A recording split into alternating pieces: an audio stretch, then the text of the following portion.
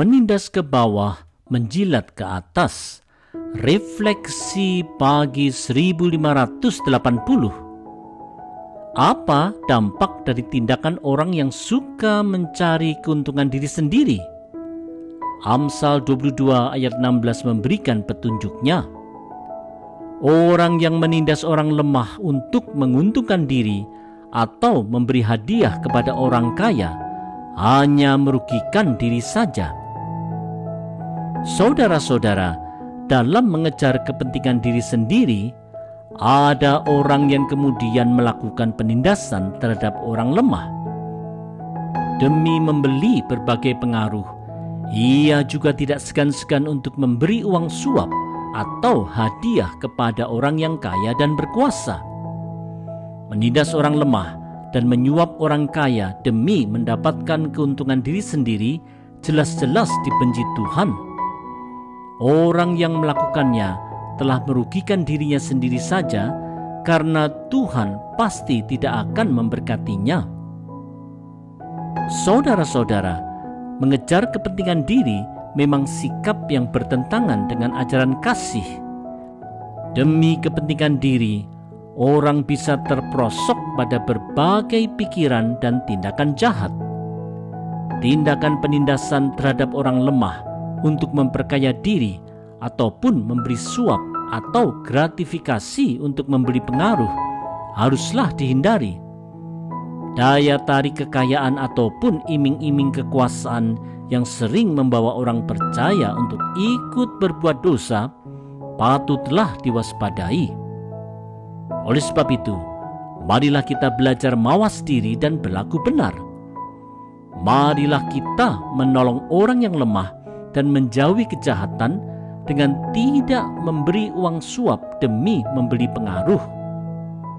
Tuhan kiranya berkenan memberkati kehidupan kita dan nama Tuhan kita ditinggikan selalu.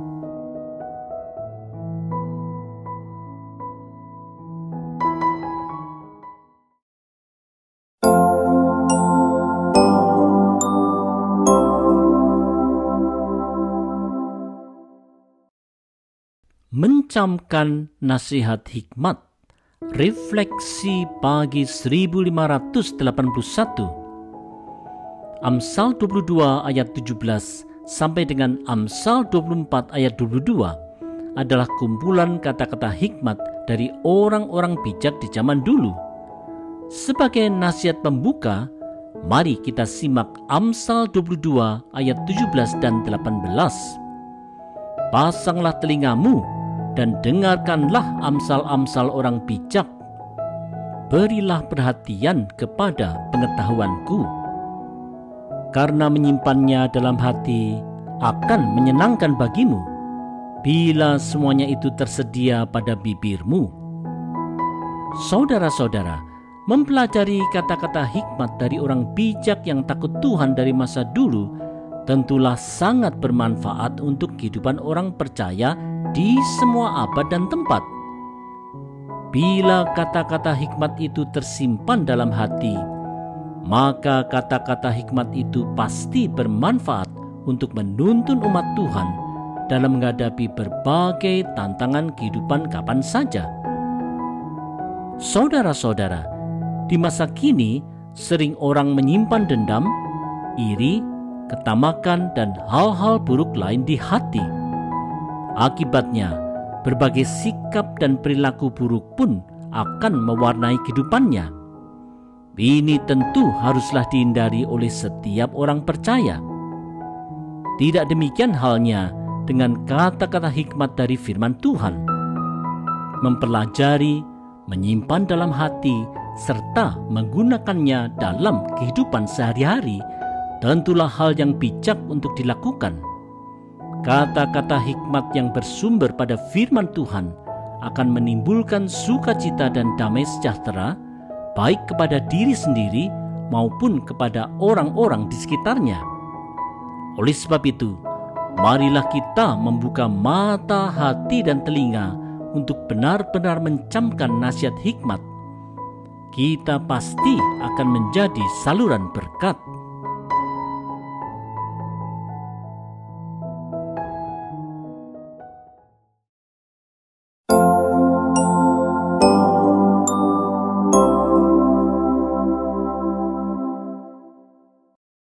Menaati nasihat hikmat. Refleksi pagi 1582. Mengapa kita perlu diajar untuk mendengarkan nasihat hikmat? Mari simak Amsal 22 ayat 19. Supaya engkau menaruh kepercayaanmu kepada Tuhan, aku mengajarkannya kepadamu sekarang, ya kepadamu. Saudara-saudara, mencamkan nasihat hikmat pasti akan mendorong orang untuk bertumbuh dalam kehidupan yang bergantung kepada Tuhan. Di dalam kehidupan seperti ini, seseorang pasti akan berkenan di mata Tuhan. Walaupun ia harus menderita sekalipun, ia tidak akan ragu-ragu untuk menaati Tuhan karena ia tahu bahwa Tuhan pasti akan menolongnya. Inilah yang seharusnya terjadi pada setiap orang percaya. Dengan hidup dalam hikmat Tuhan, orang percaya dimampukan untuk menjadi berkat bagi sesama. Saudara-saudara, di kitab Daniel pasal 3 diceritakan bagaimana ketaatan Sadrah, Mesah, dan Abednego yang mencamkan nasihat Tuhan untuk tidak menyembah patung Nebukadnezar. Karenanya, mereka harus menerima konsekuensinya, yaitu mereka dilemparkan ke perapian yang menyala-nyala. Sikap mereka adalah contoh sikap dari orang yang berhikmat. Di dalam hikmat ilahi, mereka tidak takut dalam menghadapi kematian, karena mereka percaya kepada Tuhan dengan segenap hati mereka. Inilah teladan yang harus kita ikuti. Hanya melalui ketaatan kepada firman Allah saja, orang percaya akan dapat memiliki prinsip hidup yang tidak akan terombang-ambing dalam menghadapi berbagai kesukaran hidup. Mari kita belajar taat pada nasihat hikmat.